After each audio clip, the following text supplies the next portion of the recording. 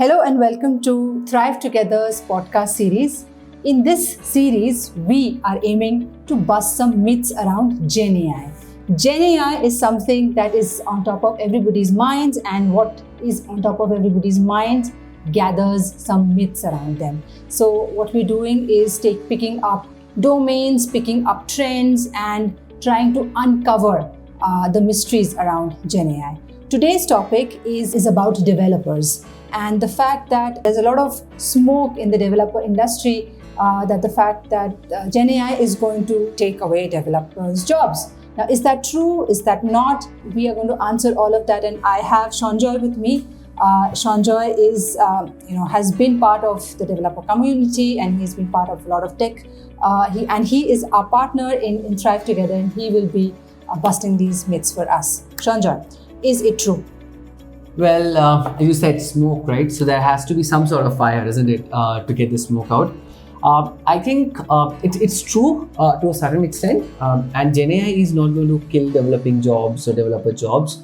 I think the people who would be using GenAI effectively would significantly impact the number of development jobs which are there, and there is no running from that fact. Mm-hmm. Now, how this is going to impact and why this is going to impact, there are basically a couple of reasons for that.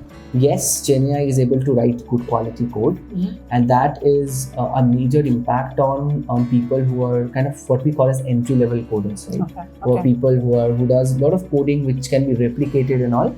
So in that space, tools like GitHub Copilot or simple prompt engineering is able to do a lot of that work. So their jobs is going to get impacted. Their jobs are going to get impacted, Okay. and the second part also is a lot of middle management. So a lot of work that happens on the middle manager side, where there's reviewing happening, documentation happening, a lot of manual testing work that happens, which are nothing but a lot of documentation work. Okay. That is done GenAI beautiful. So these are the two jobs which I can see very quickly getting impacted. Project management jobs in any way are getting impacted even before GenAI. This is going to make it kind of accelerate the whole process. Now when you talk about this, so behind that fire, I think there is a lot of silver lining. What is the silver lining? There are a lot of jobs which are coming up, what we call as GenAI developers, who are people who can create, develop GenAI projects. Right? When you talk about GenAI projects, like you can build AI projects. So right now, AI has become a service. Okay. So previously, if you want to build an AI, it will take crores of rupees to build your own AI system. Like, let me give you an example. Let's say if I want to build a system which automatically kind of rejects or selects candidates. So if I have an HR system, like an HR system, right? Okay. And I need to build a trained AI system. I need to train the AI to understand your processes. Okay. To make it specific Very to the useful. company. Very right? useful. Yes. If I want to build something, it's a huge amount of work, and then if I want to build a model around it and all of this, but now it can be a service, and you can build some sort of product on top of an AI, right? Top of an LLM, which can be an open AI or something. So there are, and we are calling them as agents. So as I see in future, there are a lot of job that's going to be coming up as agent developers, which are going to be another like a software development wing.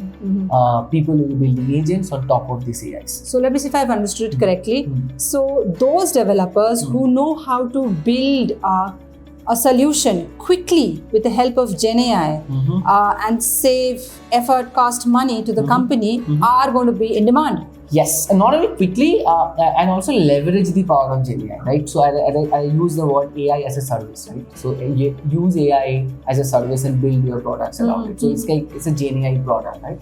So that is what is in the market. Okay. A lot of people I know people are paying exorbitant money for these people, but there are not many projects at this point of time.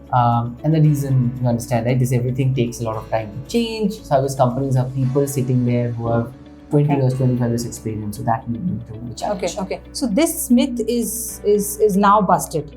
Now, when we have busted this myth, what has come out is that it's not that GenAI is going to replace developers completely, but those developers who know how to effectively use GenAI, and of course GenAI is also evolving, right? To know the character of GenAI, and you use the term before, pair program with pair it, program with it, are the ones who are going to be in vogue. Right. They would be much more highly paid. Okay. So I look at an opportunity, right? Today, if I'm getting X amount of money, a pair programmer or something, that they should be able to do more work in that stipulated time. So that actually means two things. One, that I will have a larger salary, or my 10 hours, 12 hours that I'm spending can come down to 6 hours. Perfect. So what is a company like Thrive Together, a GenAI based company like Thrive Together, doing with this information? So I think if you I think we are working together onto this, right? So we already have started training people in our, so we have interns or kind of people in our tech team, right? Where we're doing this. So we are training people in GenAI. So I am running a project where we're trying to build everything. The agenda is that not a single line of code would be written by the developer. So the whole application will be written through public. Right? So that's one part. So that frees up the developer to do what? To do more creative work. So basically that frees up developers to do more design work, like we say. So if you look at any development process, a developer should be able to think and do creative work. So contrary to people's belief that development is very mundane work. Creative, really? Yeah. So they are. So we do a lot of creative work. Let's say that to solve a problem, right? There are multiple ways to solve a problem, and how effectively, how efficiently that we need to solve a problem, and cost comes into play. That's a lot of creativity that comes in. So developers have now the option to think more, be more creative, make more experimentations around it, to build the perfect product.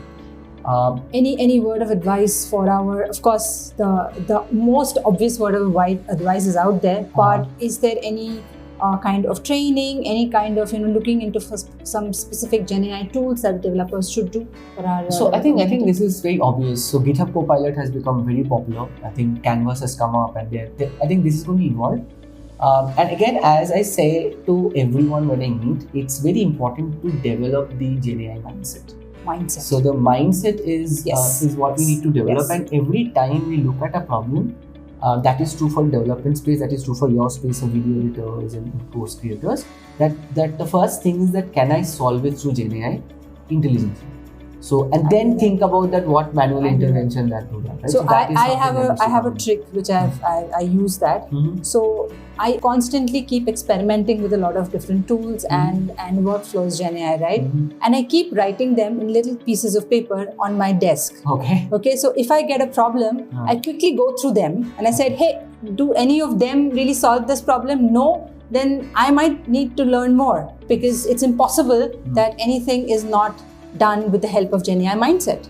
True. That's the whole thing. I think that's something that I would want to develop. I think tools is going to come and go. Today I might be talking about a tool, and then 2 months from now, and it becomes something, I might become a complete fool. But the GenAI is important. GenAI mindset is what people. No, this is absolutely very, very critical.